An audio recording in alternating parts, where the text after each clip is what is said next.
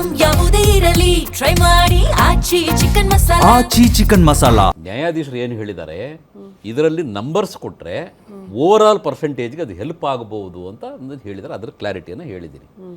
ಈಗ ಪ್ರಾದೇಶಿಕ ಪಕ್ಷಗಳಿಗೂ ಅಥವಾ ಹಿಂದಿ ಭಾಷೆಗೂ, ಅಂದರೆ ನಾನು ತೃತೀಯ ಭಾಷೆ ಅಂತ ಹೇಳ್ತಿಲ್ಲ, ಇಲ್ಲಿ ಗೊಂದಲ ಆಗಿರೋದು ಜಾಸ್ತಿ ಮಕ್ಕಳು ಹಿಂದಿ ಓದೋದ್ರಿಂದ ನಾನು ಹಿಂದಿ ಅಂತಲೇ ಹೇಳ್ತೇನೆ. ಈಗ ನಮ್ಮ ಕರ್ನಾಟಕದ ಪೊಲಿಟಿಷಿಯನ್ಸ್ ಇದ್ದಾರೆ, ಖರ್ಗೆ ಸಾಹೇಬ್ರು ಇದ್ದಾರೆ, ಇನ್ನೊಬ್ರು ಇದ್ದಾರೆ, ಮತ್ತೊಬ್ರು ಇದ್ದಾರೆ. ಅವ್ರು ಹೋಗಿ ನಮ್ಮ ಪ್ರಾದೇಶಿಕ ಭಾಷೆಯಲ್ಲಿ ಮಾತಾಡಿದ್ರೆ ಬೇರೆ ಮೆಂಬರ್ಸ್ಗೆಲ್ಲ ಅರ್ಥ ಆಗುತ್ತಾ? ಆಗಲ್ಲ. DMKದವರೋ ADMKದವರೋ ಪಾರ್ಲಿಮೆಂಟಲ್ಲಿ ನಿಂತ್ಕೊಂಡು ಅವರು ತಮಿಳು ಭಾಷೆಯಲ್ಲಿ ಮಾತಾಡಿದ್ರೆ ಬೇರೆ ಸದಸ್ಯರಿಗೆ ಅರ್ಥ ಆಗುತ್ತಾ? ಇದು 100, 120, 150 ವರ್ಷದಿಂದ ಅದು ಬಂದ್ಬಿಟ್ಟಿದೆ. ಕೆಲವೊಂದು ರಾಜ್ಯಗಳು ಹಿಂದಿ ಹೇರಿಕೆಯನ್ನು ವಿರೋಧ ಮಾಡಿ ಅದನ್ನು ಅಲ್ಲಿ ಕಾಲಿಡ್ದಂಗೆ ಮಾಡಿದ್ದಾರೆ, ತಮಿಳುನಾಡವರು ಮಾಡಿದ್ದಾರೆ. ಬಟ್ ನಮ್ಮದೇನು ಅಂದರೆ ಸ್ವಾತಂತ್ರ್ಯ ಪೂರ್ವದಿಂದ ಸ್ವಾತಂತ್ರ್ಯದ ನಂತರದಿಂದ ನಾವು ಹಿಂದಿಯನ್ನು ಸಂಸ್ಕೃತವನ್ನು ಅದು ತ್ರಿಭಾಷಾ ನೀತಿಯಲ್ಲಿ ಅದನ್ನು ಒಪ್ಕೊಂಡು ಬಂದುಬಿಟ್ಟಿದ್ದೀವಿ. ಆದ್ದರಿಂದ ನಾನು ಹೇಳ್ತಾ ಇರೋದೇನು ಅಂದರೆ ಈ ಶೈಕ್ಷಣಿಕ ವರ್ಷದಲ್ಲಿ ಮಕ್ಕಳಿಗೆ ಪೋಷಕರಿಗೆ ತುಂಬ ಗೊಂದಲ ಆಗಿದೆ. ಅದನ್ನು ಎಷ್ಟು ಈಸಿಯಾಗಿ ಸಾಲ್ವ್ ಮಾಡೋಕ್ಕಾಗತ್ತೆ ಅಷ್ಟು ಈಸಿಯಾಗಿ ಸಾಲ್ವ್ ಮಾಡಬೇಕು. ಇದರಲ್ಲಿ ರಾಜ್ಯ ಸರ್ಕಾರ ಎಲ್ಲಿ ಎಡವಿತ್ತು ಅಂದರೆ 2025 ಮತ್ತು 26ನ ಶೈಕ್ಷಣಿಕ ವರ್ಷದಲ್ಲಿಯೇ ಹೇಳ್ಬಿಟ್ಟಿದ್ರೆ ಮಕ್ಕಳು ಈ ಹಿಂದಿ ಕಲಿಯೋ ಗೋಜಿಗೆ ಹೋಗದೆ ಗ್ರೇಡ್ ಸಿಸ್ಟಮ್ ತಾನೆ ಅಂತ ಹೇಳಿ ಮಿಕ್ಕಿದ 5 ಭಾಷೆಗಳು ಸ್ವಲ್ಪ ಜಾಸ್ತಿ ಕಾನ್ಸಂಟ್ರೇಟ್ ಮಾಡ್ತಿದ್ರು. ಇದೇನಾಗೋಗಿದೆ ಅಂದರೆ ನಾವು ಮಕ್ಕಳಿಗೆ ಪಾಪ ಒಂದು ಸಾರಿ ಗ್ರೇಡ್ ಅಂತ ಹೇಳೋದು, ಒಂದು ಸಾರಿ ಅವರಿಗೆ ನಂಬರ್ಸ್ ಕೊಡ್ತೀವಿ, ಅದನ್ನು ಓವರ್ ಆಲ್ ಪರ್ಸೆಂಟೇಜ್ಗೆ ಸೇರಿಸ್ತೀವಿ ಅಂತ ಹೇಳೋದು, ಇದು ಗೊಂದಲ ಆಗಿದೆ. ಅದಕ್ಕೆ ರಾಜ್ಯದ ಉಚ್ಚ ನ್ಯಾಯಾಲಯ ಒಳ್ಳೆ ತೀರ್ಪನ್ನು ಕೊಟ್ಟಿದೆ, ಅದನ್ನು ವೆಲ್ಕಮ್ ಆಗಲೇ ಮಾಡಿದ್ದೀನಿ.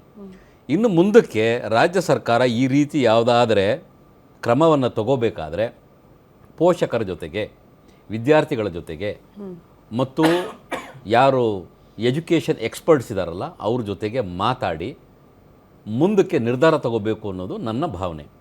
ಈಗ ಕೆಲವೊಂದು ಮಕ್ಕಳು ಭಾಳ ಸೆನ್ಸಿಟಿವ್ ಇರ್ತಾರೆ, ಅವರು ಹಿಂದಿಯಲ್ಲಿ ಒಂದು 75, 80 ಅಥವಾ 85 ಮಾರ್ಕ್ನ ತೆಗಿತಾರೆ. ಸೈನ್ಸ್ನಲ್ಲೋ ಮ್ಯಾಥ್ಸ್ನಲ್ಲೋ 50ಕ್ಕಿಂತ ಕಡಿಮೆ ತೊಗೊಂಡ್ಬಿಡ್ತಾರೆ. ಆಗ ಅವ್ರಿಗೆ ಅದು ಲಾಸ್ ಆಗುತ್ತಾ ಇಲ್ವಾ? ಯಾಕಂದರೆ ಮಕ್ಕಳು ಮನಸ್ಸಿದೆಯಲ್ಲ ಅದು ಭಾಳ ಸೂಕ್ಷ್ಮವಾಗಿರುತ್ತೆ.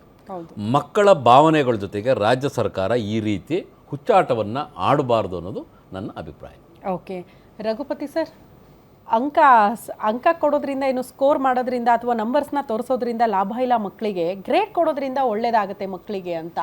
ಸೊ ಒಪ್ಕೊಳ್ತೀರಾ, ಅದನ್ನ ಸ್ವಾಗತ ಮಾಡ್ಕೊಳ್ತೀರಾ ಹಿಂಗೆ ಅಂತ? ಹೌದು ಮೇಡಮ್, ಇದನ್ನ ಸ್ವಾಗತ ಮಾಡ್ತೀವಿ. ಯಾಕೆಂದ್ರೆ ನಿಮ್ಮ ಮಗ ಈಗ 100% ತೆಗಿಯೋನು, ಕೊನೆಗೆ ಇನ್ನೊಬ್ನು ಮಗ 90 ಅಥವಾ 85ರಲ್ಲೇ ಇದ್ದವನು, ಇಬ್ರು ಈಕ್ವಲ್ ಅಂತ ಅಂದ್ರೆ ಒಪ್ಕೊಳ್ಳುವಂತ ಮನಸ್ಥಿತಿಲಿ ಇದ್ದೀರಾ ನೀವು? ಅಲ್ಲ, ಒಂದೇ ಗ್ರೇಡ್ ಬಂದ್ಬಿಡುತ್ತಪ್ಪ 2 ಮಕ್ಕಳಿಗೂ. ಅಲ್ಲ, ಅದು ನಿಮ್ಗೆ ಎಲ್ಲಾ ಭಾಷೆಯಲ್ಲೂ ಕೊಡಲ್ಲ ಮೇಡಮ್, ಬರೀ ಹಿಂದಿ ಮಾತ್ರ ಅದು ಗ್ರೇಡ್ ಕೊಡೋದು. ಓವರ್ ಆಲ್ ಹೇಳ್ತಾ ಇದ್ದಾರೆ. ಅಲ್ಲ, ಓವರ್ ಆಲ್ ಗ್ರೇಡ್ ಕೊಡಲ್ಲ, ಓವರ್ ಆಲ್ ಇಲ್ಲ. ಮತ್ತೆ ಇದು ಹಿಂದಿ ಮಾತ್ರ. ಮತ್ತೆ 3rd ಲ್ಯಾಂಗ್ವೇಜ್ ಇವರೆಲ್ಲ ಹೇಳ್ದಂಗೆ ಅದು ಎಲ್ಲಾ ಭಾಷೆಗಳು, ಈಗ ಶಶಿಧರ್ ಸರ್ ಹೇಳಿದ್ರು ಇದು 9 ಲ್ಯಾಂಗ್ವೇಜ್ ಇದರಲ್ಲಿ ಇನ್ಕ್ಲೂಡ್ ಆಗುತ್ತೆ ಅಂತ. ಬಟ್ ಎಲ್ಲಾದ್ರಲ್ಲೂ ಮುಖ್ಯವಾಗಿರೋದು ಹಿಂದಿ ಆಲ್ಮೋಸ್ಟ್ 7,20,000 ಸ್ಟೂಡೆಂಟ್ಸ್ ಹಿಂದಿ ಬರೀತಾರೆ.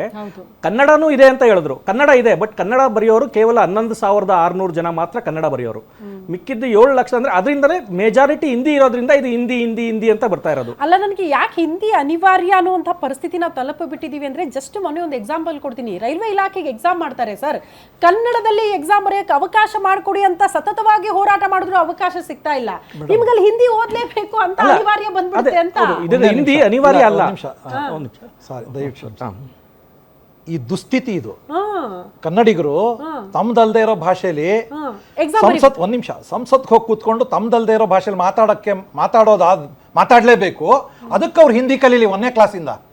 ನಮ್ಮ ನಾಯಕರಿಗೆ ಅಲ್ಲಿ ಹಿಂದಿ ಮಾತಾಡಕ್ ಬರಲ್ಲ, ಅದಕ್ಕೆ ಇಲ್ಲಿರೋ ಕೋಟ್ಯಾಂತರ ಮಕ್ಕಳು ಹಿಂದಿ ಕಲೀರಿ. ಇದಕ್ಕಿಂತ ಗುಲಾಮಗಿರಿಯಲ್ಲಿದೆ, ದೌರ್ಭಾಗ್ಯ ಇದು.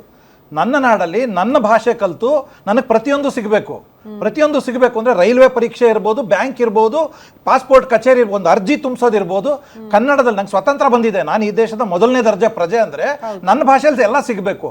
ನೀವು 60 ವರ್ಷದಿಂದ ಒಪ್ಕೊಂಡಿದೀವಿ, 100 ವರ್ಷದಿಂದ ಒಪ್ಕೊಂಡಿದೀವಿ ಅಂತಂದ್ರೆ ಈ ಭಾರತದಲ್ಲಿ ಎಲ್ಲ ಒಪ್ಕೊಂಡಿದೀವಿ 100 ವರ್ಷದಿಂದ ಅಥವಾ 60 ವರ್ಷದಿಂದ 3 ಭಾಷೆನ ಇದನ್ನೇ ಹೇರಿಕೆ ಅಂತಾರೋ, ಇದೇ ಗುಲಾಮಗಿರಿ ಅಂತ ಇರೋದು. ನಾವು ಡೆಲ್ಲಿನಲ್ಲಿ ಪ್ರಧಾನಮಂತ್ರಿಗಳು ಹಿಂದಿಲಿ ಮಾತಾಡ್ತಾರೆ ಅಂತಂದ್ರೆ ಗುಜರಾತಿ ಪ್ರಧಾನಿ ಹಿಂದಿನಲ್ಲಿ ಮಾತಾಡೋದು ಶೇಮ್ಫುಲ್. ಓಕೆ ಸರ್, ಅವ್ರು ಮಾತಾಡಬೇಕಾಗಿದ್ದು ಗುಜರಾತಿನಲ್ಲಿ. ಇವತ್ತಿನ ತಂತ್ರಜ್ಞಾನದಲ್ಲಿ ಸಂಸತ್ ಒಳಗೂ ಕೂಡ ಕನ್ನಡದಲ್ಲಿ ಮಾತಾಡೋ ಅವಕಾಶ ಇದೆ. ಅವ್ರವ್ರ ಭಾಷೆ ತರ್ಜುಮೆ ಆಗುತ್ತೆ. ಇದು ಪ್ರಶ್ನೆ ಇದೆ ಸರ್, ಹೇಳೋದ್ರಲ್ಲಿ ಒಂದು ಪಾಯಿಂಟ್ ಇದೆ. ನಾವು ಕನ್ನಡಿಗರಾಗಿ ನಾವು ಕನ್ನಡದ ನೆಲದಲ್ಲಿ ವಾಸ ಮಾಡ್ತಾ ಇದೀವಿ ಅಂದ್ರೆ ಕನ್ನಡಕ್ಕೆ ನೀವು ಪ್ರಿಫರೆನ್ಸ್ ಕೊಡಲ್ಲ. ಯಾವ್ದಾವ್ದೋ ಇಲಾಖೆಗೆ ಎಕ್ಸಾಮ್ ಬರೀಬೇಕಂದ್ರೆ ಅವ್ರ ಭಾಷೆಗೆ ತಕ್ಕಂತೆ ನಾವು ಎಕ್ಸಾಮ್ ಬರೀಬೇಕಾ, ಕನ್ನಡಕ್ಕೆ ಯಾಕೆ ಪ್ರಿಫರೆನ್ಸ್ ಇಲ್ಲ ಅನ್ನೋದನ್ನ ಪ್ರಶ್ನೆ ಮಾಡ್ತಿದ್ದಾರೆ. ಇದ್ರ ಜೊತೆ ಕೆಲವರು ಕೇಳಿದ್ರಪ್ಪ, ಯಾಕೆ ಹಿಂದಿ ಅನಿವಾರ್ಯ ಅಂದ್ರೆ ನಮ್ಮ ಸಂಸದರಿಗೆ ಹಿಂದಿ ಬರಲ್ವಲ್ರಿ, ಅವರೇ ಓದಿಲ್ಲ, ಸಂಸತ್ನಲ್ಲಿ ಮಾತಾಡಕ್ ಆಗ್ತಾ ಇಲ್ಲ, ಕಮ್ಯುನಿಕೇಶನ್ ಇಲ್ಲ ಅವರಿಗೆ, ಇದರಿಂದ ಸಮಸ್ಯೆ ಆಗಬಹುದು ಅಂತ.